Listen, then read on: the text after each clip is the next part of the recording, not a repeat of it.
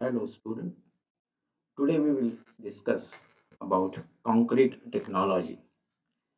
Concrete is a building material made up of cement, water and aggregate. Aggregate are coarse aggregate and fine aggregate. Coarse aggregate are of 50% whereas fine aggregate are 30%. So total aggregate is about 80% in concrete by volume. It is a material made from a mixture of broken stone or gravel, sand, cement, and water, which can be sprayed or poured into molds and forms a mass resembling stone on hardening.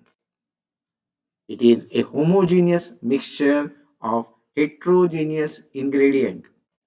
See this pie diagram shows composition of concrete. The question is, what are the ingredients of concrete and what is the role of each? The ingredients of concrete, as discussed in the first slide: cement, fine aggregate, coarse aggregate, and water. And if required, admixture.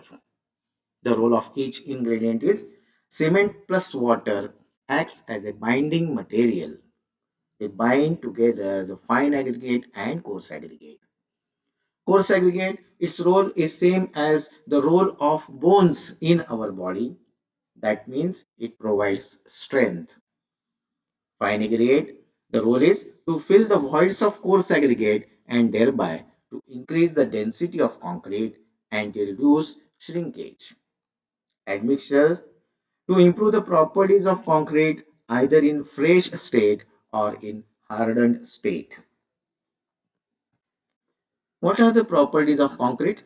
Mechanical strength, in particular compressive strength, because concrete is strong in compression but weak in taking tension. Then durability, density, porosity, fire resistance, thermal and acoustic insulation properties, impact resistance. So these are the important properties of concrete. What are the advantages of concrete? The advantages are: concrete is economical compared to other building material. Ability to be cast into shape. We can cast the concrete in any desired shape. Accordingly, we will prepare the formwork. Energy efficiency in production. Excellent water resistance characteristics. High temperature resistance. Then there are disadvantages of concrete also. They are: compared to other building material, the tensile strength of concrete is relatively low. Concrete is less ductile, rather it is a brittle material. The weight of concrete compared with its strength is very high. Concrete may contain soluble salts. Soluble salts may cause efflorescence, that means white patches on the surface. It has got zero scrap value and it requires time for curing. No one can use the concrete immediately after it is casted. It requires some curing period to get some strength. Concrete is recognized by its grade. IS 456 2000 divided the concrete in three categories, three groups: ordinary concrete M10, M15, M20, standard concrete from M25 to M55, and high strength concrete M60 to M80. In this, M stands for mix and the number after 8 indicate its compressive strength after 28 days in Newton per mm square. A cube of 150 by 150 by 150 mm is tested after 28 days and its compressive strength is that number. So M20 concrete means the concrete has got strength after 28 days 20 Newton per mm square. Then This is the flow chart of concreting operation. First of all, storing of ingredients, then batching. Batching means taking the ingredients by some measurement, mixing that ingredients, transport that mixed ingredients, then place the concrete. And the ancillary work is preparation of formwork. The formwork must be prepared before placing the concrete. After placing, compacting. Compacting means removing air voids from concrete. Then finishing and curing. Between finishing and curing, there is removal of formwork. We will see each step, each operation one by one. Storing of ingredients. In this operation, storing of cement is most critical job. Normally, store cement in weatherproof shade. The floor in the shade should be dry and raised at least 150 mm from ground level. Do not stack more than 10 to 12 bags in high. If piles are more than 8 bags high, stack the bags in header stretcher fashion. Allow a clear gap of 300 mm between exterior wall and cement stack. Rapid hardening cement should be stored with extra care. Storage in open should be limited to minimum possible time, that is 48 hours. Always remember one thing, keep the cement away from water at site. Do not allow water to come in contact with cement. Then next step is batching. Batching, as I told you, taking the ingredients by some measurement. The batching may be volume batching or weigh batching. Except cement, all ingredients shall be measured in by volume in volume batching. Cement is never measured by volume as it is highly compressible substance. So never take cement by volume. Volume batching is less accurate but fast. Correction of bulking of sand is required in case of volume batching. What is bulking of sand? Increase in volume of sand due to the presence of moisture, that is bulking. The actual volume of sand may be less than moist sand. The uh, actual volume of sand may be less than the measured volume of wet sand by volume batching. In weight batching, all ingredients are measured by weight. It is an accurate method. No need of correction for bulking of sand. Used for major and important work. Then next step, after batching, after taking the ingredients by measurement, either by volume or by weight, the next step is hand mixing. It may be hand mixing or machine mixing. Mixing by hand is employed only to specific cases where quality control is not of much importance and quantity of concrete required is less. For important works, if hand mixing is to be adopted, it is advisable to use 10% more cement than specified. Machine mixing. It is found that mixing of concrete materials with the help of machines is more efficient and it produces concrete of better quality in a short time. The mixers of various types and capacities are available in the market. They may either be of tilting type or non-tilting type. Then the ancillary activity is preparation of formwork. Formwork is the term used for the process of creating a temporary mold into which concrete is poured and formed.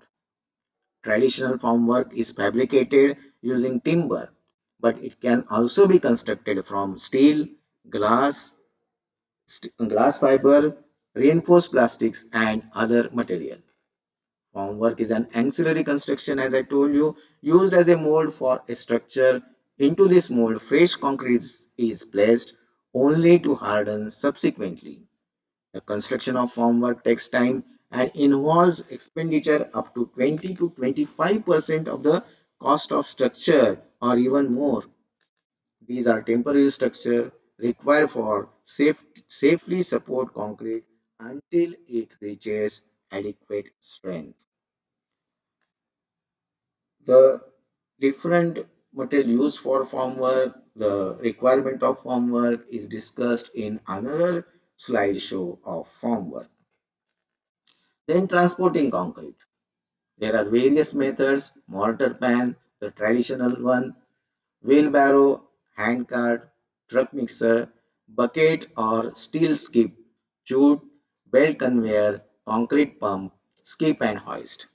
The main objective in transporting concrete is to ensure that the water cement ratio, slump or consistency, air content and homogeneity are not modified from their intended state.